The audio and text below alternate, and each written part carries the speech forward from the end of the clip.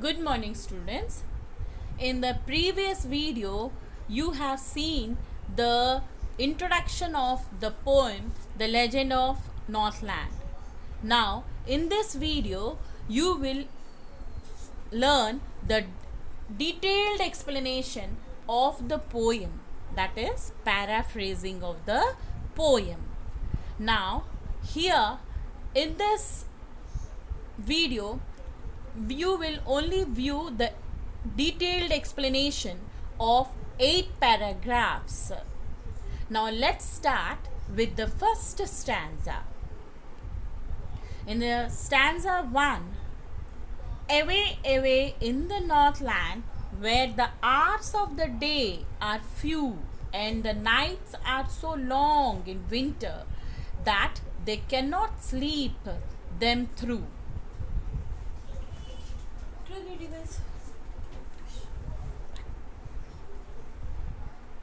In this region around the North Pole, the duration of the day is very less because its position is such that the sun rays reach for a very less time.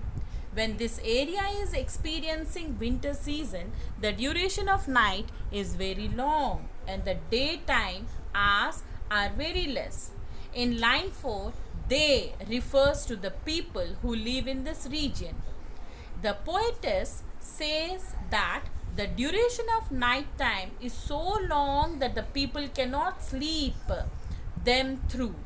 If they go to bed, take a few hours of sleep and then they wake up, it is still night time. He wants to emphasize on the fact that the duration of nights are very long. Now, let's see the second stanza. In the second stanza, where they harness the swift reindeers to the sledges when it snows and the children look like bear's cub in their funny furry clothes. Now children, in this paragraph, first let us see the word means sledges.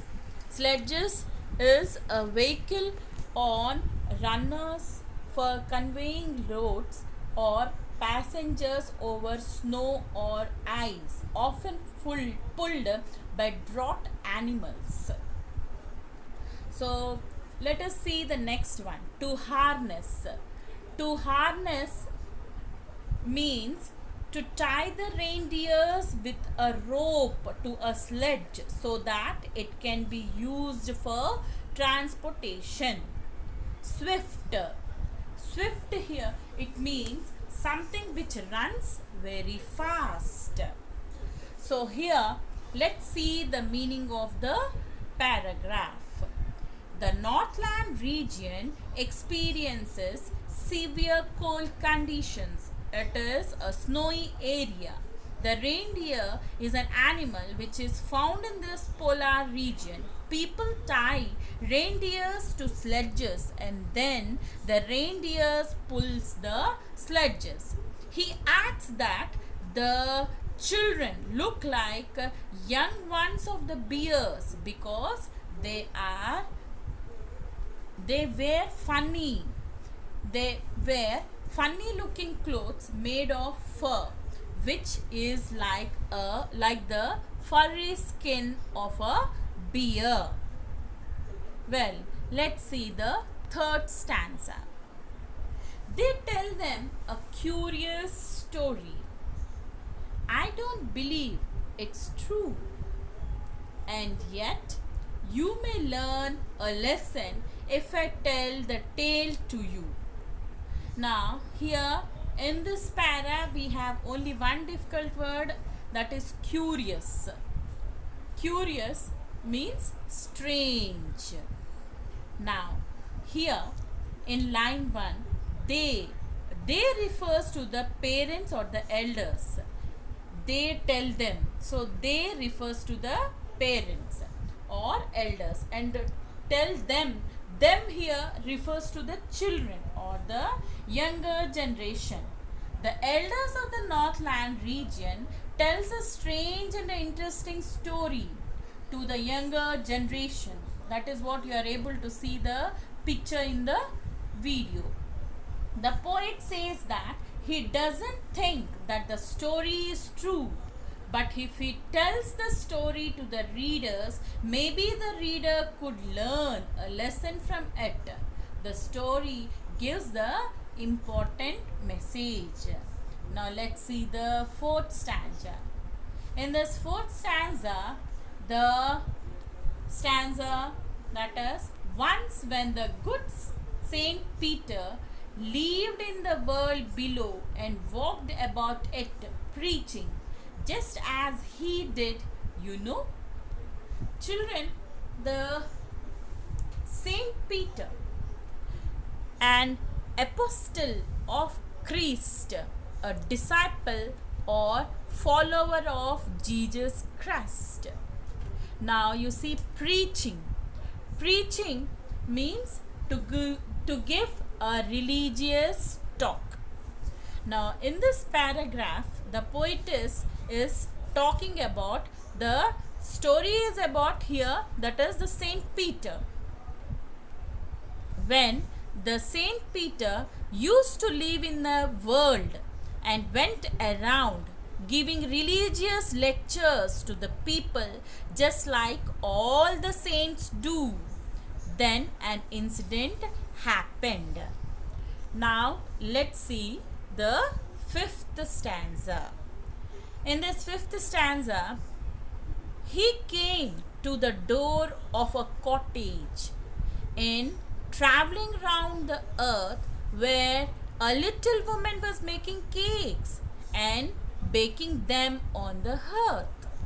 Children, hearth is what is a fireplace where you do cooking. That is what is shown in the video.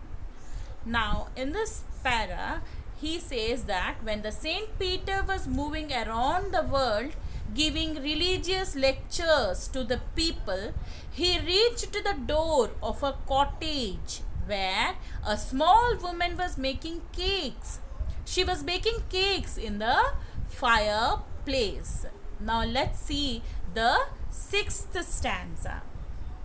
In the sixth stanza, and being faint with fasting, from the day was almost done, he asked her from her stores of cake to give him a single one. Children, faint. Faint means to be weak. Fine.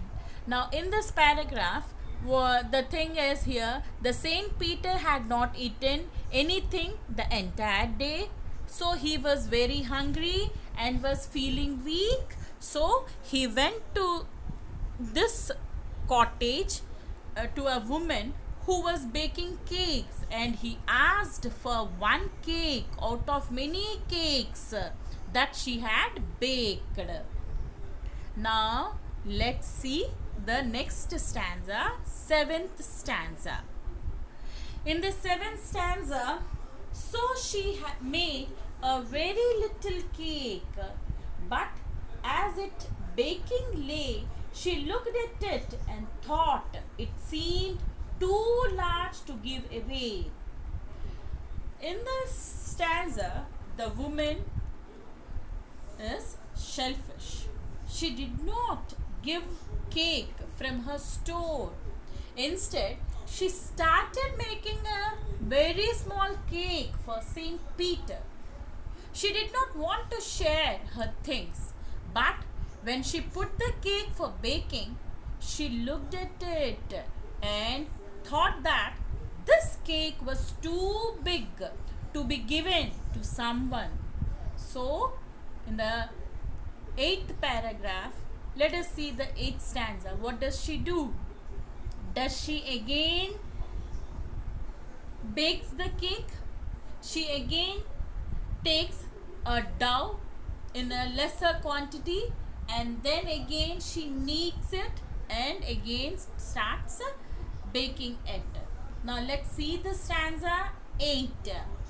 Therefore she kneaded another and still a smaller one, but it looked when she turned it over as large as the first had done. Children, kneaded.